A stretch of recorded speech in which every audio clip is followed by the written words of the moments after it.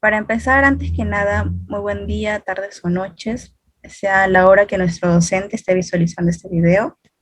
Nuestro profesor Hugo Celada, quien nos enseña el curso de Psicología Social, en esta oportunidad, respecto para nuestra T1, nos ha mandado ahondar más en el tema de representación social. Somos el grupo número 5, quien está integrado por Jordi Les Caquín Santillán, Víctor Mauricio Málaga Flores, Sara Liz Leiva Yavar, Yesenia Nicole Rosas Justo y quienes habla, García Pacheco Daniela Jesús. Bueno, eh, representación social. Para ahondar más en el tema y decir la definición que le corresponde, tenemos que tomar en cuenta que la representación social es una teoría que tiene como creador a Serge Moscovici. Este mismo dio a conocer este concepto con su libro publicado en 1961, el cual fue el psicoanálisis, su imagen y su público. Aquí expone las particularidades de esa teoría y no objeto de estudio. Bueno, entonces, ¿qué es lo que quiere estudiar la representación social? ¿Qué es lo que busca dar explicación? La representación social intenta dar explicación de por qué existen una serie de normas o pensamientos dentro de la sociedad que son comunes por muchas personas, por muchos individuos. A pesar que esta misma la sociedad se caracteriza por tener bastantes personas con diferentes pensamientos o formas de ver, cada uno con sus propias características y maneras de pensar idiosincráticas.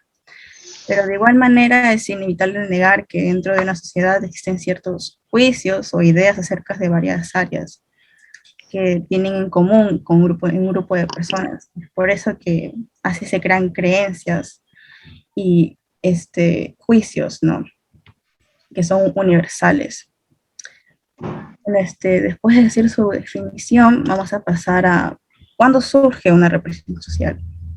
Esta misma ocurre cuando la persona llega a tener momentos de conflictos o crisis, y hay tres formas en las cuales podemos resumirlas en tres puntos. El primer punto sería la dispersión de la información. Es cuando la persona no dispone de una totalidad de datos necesarios, de información necesaria, para así responder a una interrogante que se le ha cuestionado. Y asimismo, por esta falta de información, no podría darse una idea, no podría generarse un pensamiento, una postura acerca de un objeto determinado que se le ha cuestionado, ¿no? El segundo punto de la focalización ocurre cuando el individuo tiene una participación voluntaria con un conjunto de personas que tienen el mismo pensamiento, ¿no? O sea, en este grupo comparten una misma noción de identidad propia, es decir, un grupo en donde quienes lo integran tienen un sentido de ser parte de ellos. Todos se sienten como integrantes activos y valorados por los otros miembros del grupo. Y para finalizar, el último punto, presión a la inferencia, como su mismo nombre lo dice, es cuando la misma sociedad ejerce una presión sobre el individuo para que éste mismo tenga una postura en diversas áreas que se le pueda cuestionar, ¿no? O sea, el tener una opinión y el poder ejercer con esa opinión una acción acerca de los sucesos que están centralizadas por el interés público. O sea, lo que la sociedad toma como mayor relevancia, ¿no? Bueno, después de decir todo esto, lo que es la representación social y cuándo surge esta misma, mi compañero Jordi va a pasar a decir las características principales. Jordi, adelante. ¿Qué tal? Buenos días, buenas tardes, buenas noches, profesor. Le voy a explicar las características de la representación social, las principales. Estas características se hicieron con el objetivo de facilitar la comprensión y delimitación de un concepto de representación social. ¿Okay? Entre ellas encontramos 7. La primera es hacer referencia a un aspecto concreto. Una representación social siempre hace una alusión a un aspecto concreto que no se puede materializar físicamente. Entre la segunda son simplificadoras. La transformación de los aspectos concretos en imágenes mentales universales hace que éstas sean mucho más accesibles y entendibles a la sociedad. En la 3 encontramos, están en constante evolución. ¿A qué se refiere? Desde el momento de la aparición de una representación social, esta se encuentra en constante evolución y construcción, ¿sí? Siempre se va a formar nuevas teorías, siempre vamos a encontrar nuevos ámbitos, etc., etc., etc. Tienen un carácter social. Como tal y su propio nombre lo indica, son representaciones sociales. Son socialmente creadas y compartidas por un grupo de personas con finalidad de explicar sus características, incorporarlo en la realidad, ¿sí? En el 5 es parten de sentido común. Las representaciones sociales forman una especie de pensamiento natural, no institucionalizado, que se encuentra en su base en el sentido común, ¿no? La 6 son estructuras cognitivo-afectivas. ¿A qué se refiere esto? Este fenómeno posee un aspecto afectivo. Las representaciones sociales son estructuras cognitivo-afectivas que interpretan, explican y escogen todos aquellos datos que poseen del entorno.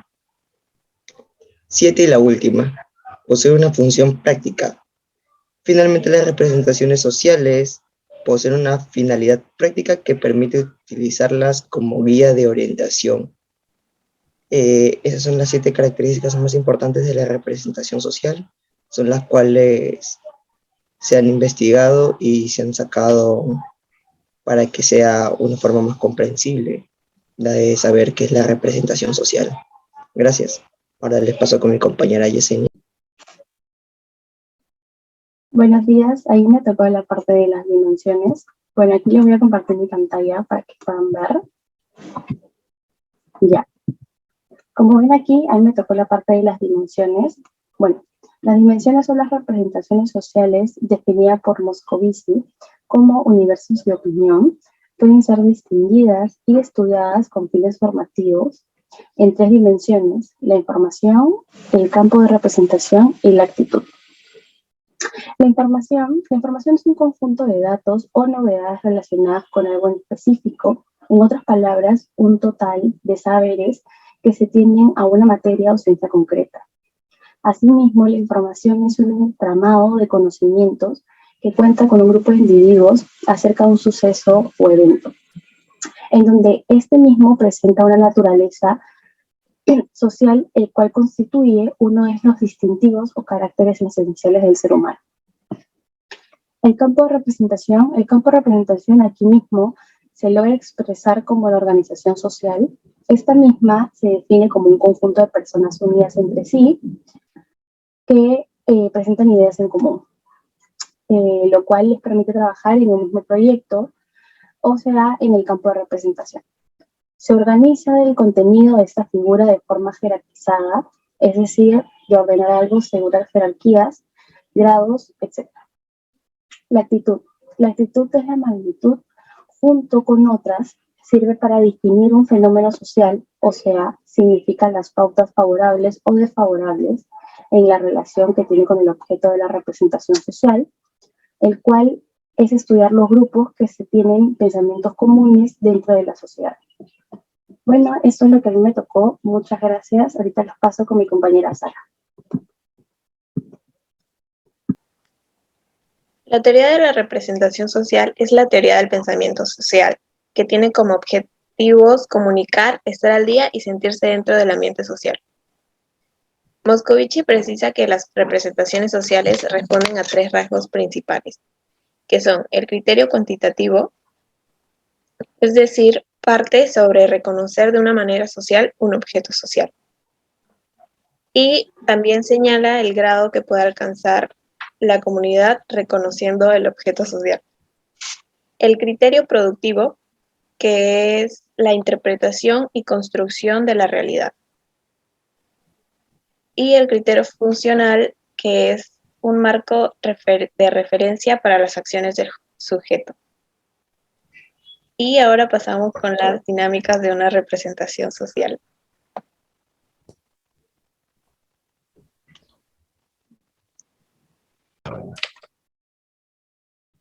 Buenos días, buenas tardes o buenas noches, mi querido docente. Bueno, me ha tocado también exponer a mí la dinámica de una representación social. Bueno, Moscovich pudo distinguir 2 procesos básicos que explican cómo la sociedad transforma un conocimiento en representación colectiva y cómo esta misma modifica lo social. Nos estamos refiriendo a la objetivación y el anclaje. Como primer punto tenemos a la objetivación y segundo punto al anclaje. La objetivación es un proceso que va desde la selección y descontextualización de los elementos hasta formar un núcleo figurativo que se adapta enseguida. Moscovich incluye que la objetivación apunta hacia la realización del objeto de representación en sus nexos con los valores, la ideología y los criterios que se realizan, los criterios de la realidad social. Por otro lado, también tenemos el anclaje. Se le considera como el instrumento eficaz para poder interpretar la realidad y actuar sobre esta misma. De manera concisa, más que todo. Moscovich afirma que la objetivación representa cómo los elementos de la ciencia se articulan en una realidad social, mientras que el anclaje hace visible la manera en que constituyen a modelar las relaciones sociales y también cómo se expresan. Bueno, eso sería todo. Gracias. Ya. Bueno, entonces, para finalizar con toda la exposición, una pequeña retroalimentación del tema que nos tocó, la representación social. Hemos pasado por los puntos como qué es, cuál es su objeto de estudio, sus características principales. Y en sí, para resumir, lo que trata de explicar es cómo en la sociedad hay pequeños grupos que tienen un pensamiento, una misma ideología, y de ahí pueden salir varias religiones o posturas que dentro de la sociedad se consideraría como de mayor relevancia, ¿no? Así que, bueno, espero que le haya gustado nuestra exposición y muchas gracias por su tiempo, docente. Gracias.